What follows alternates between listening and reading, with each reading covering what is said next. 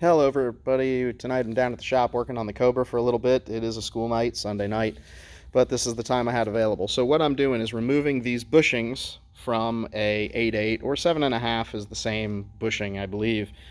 Certainly the same tool, but I think it's the exact same bushing, although I've never owned a car with a 7.5. But anyway, why you'd be putting a 7.5 in your Cobra is beyond me. I suppose you could though. It is a little bit lighter. Anyway, so this tool is what I'm going to use to press these bushings out. You can see I have this one loose, and you might be thinking, hey, how the heck did you get that out without destroying it, right?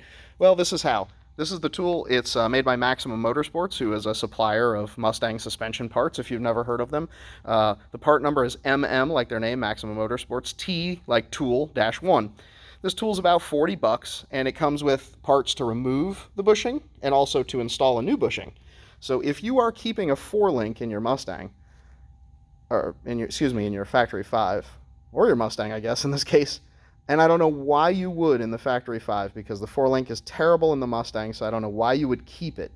But if you're gonna keep it, or you're putting this in a Mustang, and I don't know why you're watching this video, but if you're doing that, these bushings do get hammered. They get ripped. These are new. These were replaced by me at one point, so they rip in this area because the upper control arm really wants to change lengths when it's being used in the Mustang in the 4-link, and these big soft bushings take up that compliance that allows the rear end to move around, and they just get destroyed. So if you're going to use the 4-link, and I would not recommend that you do, it's terrible, but if you were going to use it in your Cobra, please replace these bushings. They're probably completely destroyed. If you're using a donor rear end that's at best 2004 maybe would be the newest that you could get from a donor car. I mean, these things are 20 years old. They're trash. In my race car, these things last a few races before they're destroyed. So keep that in mind. They are a wear item. Anyway, so to get them in and out, you would clean this area of corrosion. Here's one that's not removed. Clean this area of corrosion, spray it with lube. You would install the tool. So you would install this cup over top of the bushing. Granted, that one's already pulled. You would put this driver on the other side, and then in between the two, you'd put a bolt, and you would slather the washer surfaces, the bolt head, these other washer surfaces. This is all stuck together with anti-seize. The threads, the nut, you just hose it down with anti-seize paste, you know, the stuff that you can't get off, right? This stuff. And I was going to say something really inappropriate, so now I can't. It's a family show, right?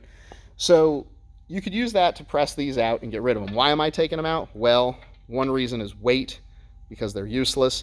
In my application, I have a 3-link. And the second reason is you can run your parking brake cables through these holes, and a lot of people choose to do that, and that seems like a good idea to me. So that's what I'm going to do. If you have the 3rd-link, like my car does, right? So I added this bracket. This is the factory 5 part that you can just buy from them.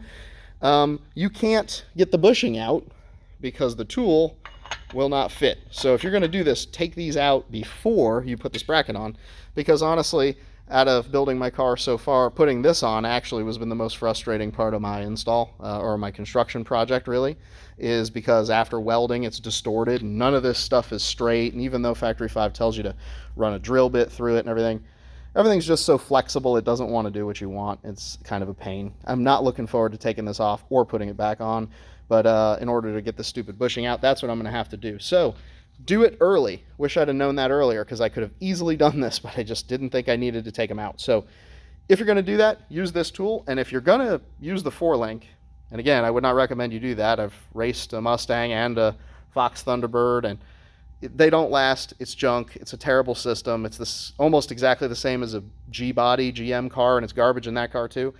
This kit will install a bushing. So let me grab this.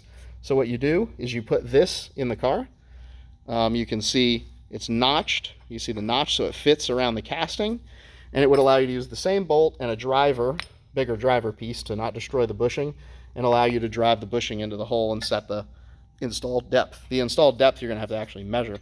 If you're going to do that, read the instructions for the Maximum tool when you buy it, and it'll tell you what to do. Anyway, I hope that helps.